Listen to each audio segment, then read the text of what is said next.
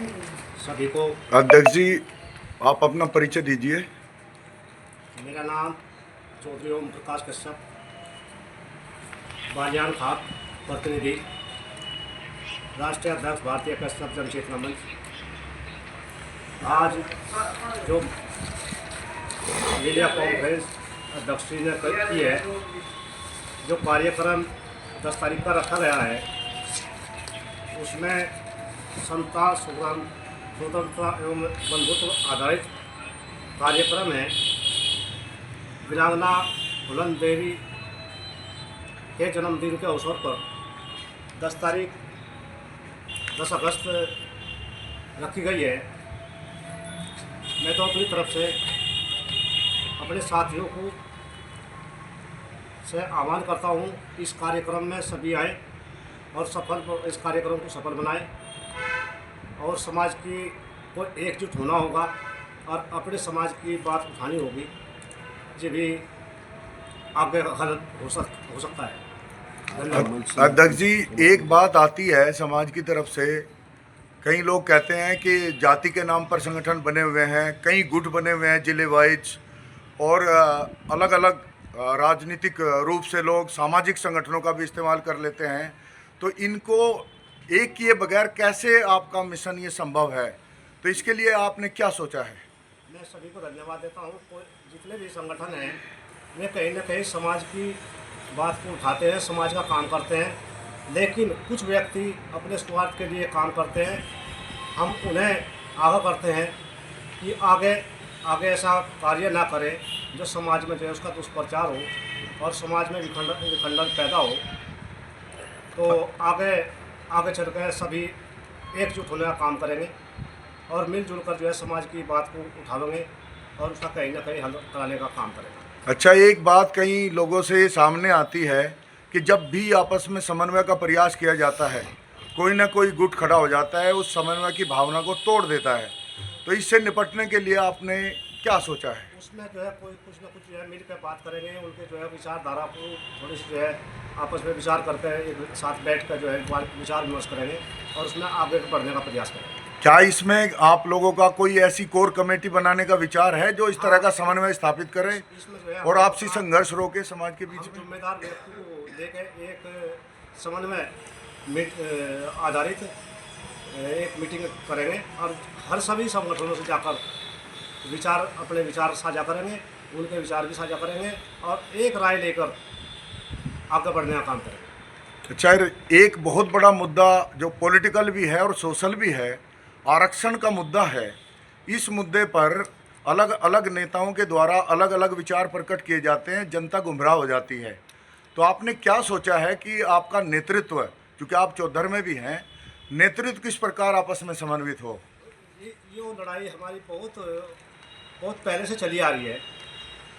जो समाज की बात को लेकर बहुत चिंतनशील व्यक्तियों ने पहले भी इसमें बात अपने आरक्षण के माध्यम में बात बड़े बड़े आंदोलन सम्मेलन हुए, सफलता नहीं मिल पाई। तो मैं तो अपनी तरफ से बताना चाहूँगा, धारा 370 एक दिन में हट सकती है, जीएसटी एक दिन में लागू हो सकती है, नोटबंदी एक दिन में जो है बंद हो सकती है। ऐसे कई स्वर्ण जाति को 10% आरक्षण एक दिन में 24 घंटे मिल सकता है। तो कश्यप समाज का भी आरक्षण एक दिन में हो सकता है, अगर जो समाज इकट्ठा होकर लड़ाई लड़े तो। अच्छा, एक प्रश्न और है जो समाज में लोगों के बीच से हम देखते रहते हैं, ऑब्जर्वेशन में भी है।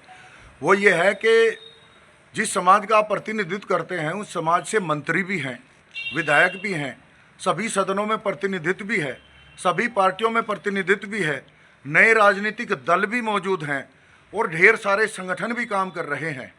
ऐसे में ऐसा देखा गया है कि जो सोशल मीडिया पर कार्य करता है वो अपने मंत्रियों की आलोचना करते हैं, उनकी सार्वजनिक अपमानित करते हैं उनको, और मंत्री भी मौन रहते हैं और संगठन एक दूसरे का विरोध करते रहते हैं।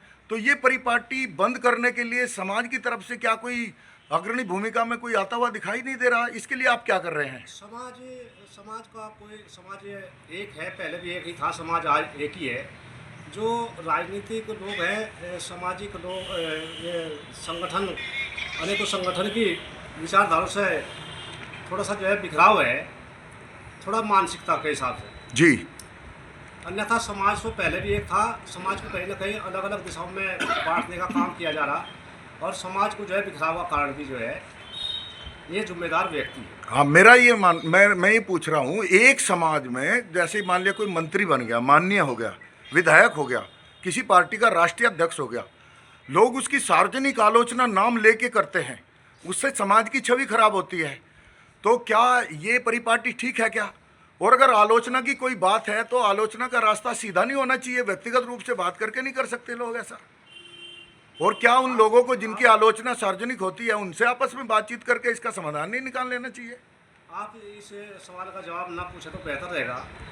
बहुत दिनों से जो है सब लोगों को जानकारी है। अगर मंत्री और विधायक या मंत्री जो समाज के व्यक्ति पहले जिम्मेदारी उठाते, शायद आज जो है अनेकों संगठन ना होते, एक नेता एक मंच होता जिससे जो है सब समाज के लोग का विषय भी था, विषय भी वही है, जिम्मेदार व्यक्ति अपने जिम्मेदारी से भाग रहा है। आपकी इस बात से सहमत होने के बावजूद ये प्रश्न तो फिर भी बना हुआ है कि वो लोग समाज के नाम पर प्रतिनिधित्व कर रहे हैं, वो भी समाज में जाते हैं, उनसे भी लोग जुड़े हुए हैं, तो कहीं ना कहीं बाधा तो उत्पन्न होती ही है। इसका क्या टोटली समाधान नहीं होना चाहिए? इसके लिए कुछ विचार नहीं होना चाहिए? जहाँ जहाँ समाज का उत्पीड़न की बात आए, समाज की समस्या का बात आए, तो उसमें सभी जनप्रतिनिधियों को और समाज सेवक और संगठन के सभी अध्यक्षों को एक मंच पर होकर, एक मंच पर आकर वह लड़ाई लड़नी चाहिए। तो जो आपका कमेटी बनाने का विचार है, क्या उसके मुद्दे में ये बात नहीं रहेगी क्या? ये सब बात रखी जाएगी। हम ये 10 तारीख का कार्यक्रम है, 10 अगस्त का कार्यक्रम है, इसके बाद का विषय समय निर्धारित रखेंगे और उसमें जो है इसमें अपना विचार कर एक कमेटी गठित करें। अच्छा, जो विषय आपने बताया है, जहां आपका स्पेशलाइजेशन है, उसमें दो क्वेश्चन और बनने हैं अध्यक्ष जी, अगर आप कहें तो मैं पूछूं। एक प्रश्न ये है कि समाज के, जिस समाज से आप बिलोंग करते हैं, ढेर सारे लोग ऐसे हैं आयोगों में सदस्य बने हैं या बन गए हैं, बने हैं पहले, वो लोग ये प्रचार करते हैं कि दर्जा प्राप्त राज्य मंत्री या मंत्री जी डायरेक्ट, तो उससे समाज में ये फैलता है कि ये मंत्री होगा कोई छोटा मोटा, तो समाज में संदेश जाता है कि सरकार ने ये मंत्री बना दिया, जबकि वो एक आयोग का साधारण सा सदस्य होता है और उसके पास उतनी पावर भी दिखाई नहीं देती। तो ऐसे में क्या ये समाज को गुमराह करने वाली सोच समझते हैं या समाज गुमराह होता है? ये वास्तव में मंत्री क्यों नहीं बनाए जाते समाज? हम चाहते हैं जो आगे की उम्मीद आशा रख रहे हैं, अपने मन की आशा है, हम तो कहते हैं आने वाले समय में कैबिनेट के मंत्री बने। नहीं, ये तो आपकी और समाज की आशा है, लेकिन जब वो प्रचार मंत्री होने का करते हैं तो उससे क्या गलत छवि पेश नहीं होती सरकार की? मैसेज गलत से जाता। भाई संदेश सही हो तो सही डिमांड भी हो ना, समाज की अपेक्षा अगर ज़्यादा है और कम में ज़्यादा दिखाया जाएगा तो समाज तो ये गुमराह हो जाएगा।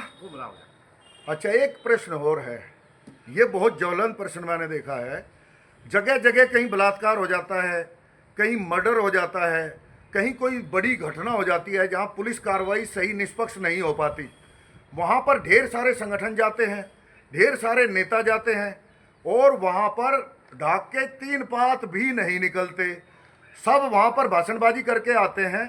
केस ऐसा होता है कि जो पीड़ित है वो समझौता कर लेता है बाद में उसी से और तंग आ जाता है अपने नेताओं से, संगठनों से, क्योंकि एक व्यक्ति के साथ इतनी गुटबाजी होती है कि फला नेता आ गया तो हमसे बात करो, उससे बात मत करो, दूसरा कहता है कि मेरे से बात करो, उससे ना करो, तो वो आखिरी में जाके पीड़ित पक्ष सीधा उसी से बात कर लेता है जिसने शोषण किया है।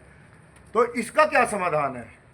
आज तक इलाके में और देश में कोई भी केस उस हिसाब से समाधान नहीं हुआ जिससे आप लोगों के मुंह से मैं सुनता हूं कि होना चाहिए। इसमें पहले तो बात यह है, एक जगह इकट्ठे हमारे नेता नहीं पहुंच पाते, जहां उत्पीड़न का मामला आता है उस समय पे वहाँ संगठन के लोग पहुंचते हैं, 1-2 संगठन वहाँ मौजूद रहता है, नेता वहाँ, हमने तो 1-2 केस में कहीं ऐसा नहीं देखा जहाँ सभी लोग उपस्थिति इधर दराज करा सकें और समस्या का हल करा सकें।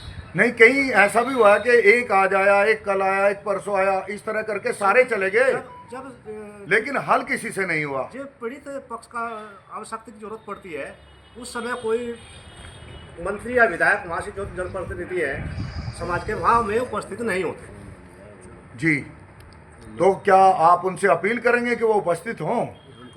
आने आने आने वाले समय में कहीं ना कहीं मिलजुल कर आपस में बात करके इसका हल भी निकालेंगे, समाधान भी करेंगे। अच्छा, एक अंतिम प्रश्न मैं आपसे पूछना चाहता हूँ। प्रश्न ये है कि जो आपस में जो भी समस्या आपको दिखाई दे रही है, जिस पर अभी चर्चा हुई, क्या इसको आर पार करने की कोई योजना आपके पास है, या उसी तरह संघर्ष करके विराम लगता रहेगा जैसे पहले लगता रहा है? आने वाली 10 अगस्त को में कार्यक्रम रखा गया है, जिसमें मैं तो कहूँगा फिर सभी लोग उपस्थित हों और इस कार्यक्रम को सफल बनाएं। आराध्य की रणनीति तय करके ये एक सामाजिक कार्यक्रम है, इसमें सभी की भागीदारी होनी चाहिए और इकट्ठा होकर अपनी लड़ाई लड़नी चाहिए। एक अंतिम प्रश्न, वो इससे संबंधित जो आपने मुझे प्रेस नोट दिया है, इसमें ढेर सारे मुद्दे हैं। आज तक के इतिहास में देश की कोई भी पार्टी इन मुद्दों को हल नहीं कर पाई। 6000 दल अभी सक्रिय हैं, 50,000 से ज़्यादा रजिस्टर्ड हैं, ढेर सारी सरकारें आ गई, 75-78 साल आज़ादी को हो गए। इस लक्ष्य को प्राप्त करने के लिए जितने मजबूत गठबंधन की आवश्यकता है, तो उसे प्राप्त करने के लिए चुनौतियां भी ढेर सारी आने वाली हैं। उनसे पार पाने के लिए आपके पास क्या कार्य योजना है? उसमें आने वाले समय में जितने जो सब इकट्ठा होकर लड़ाई लड़े, तो उसमें सारी बाधाओं को पार करते हुए हम आगे अपनी मंजिल तक पहुंच सकते हैं। पहुंच सकते हैं या आर पार का इरादा है? वो आने वाला समय बताएगा। बहुत बहुत धन्यवाद अध्यक्ष जी।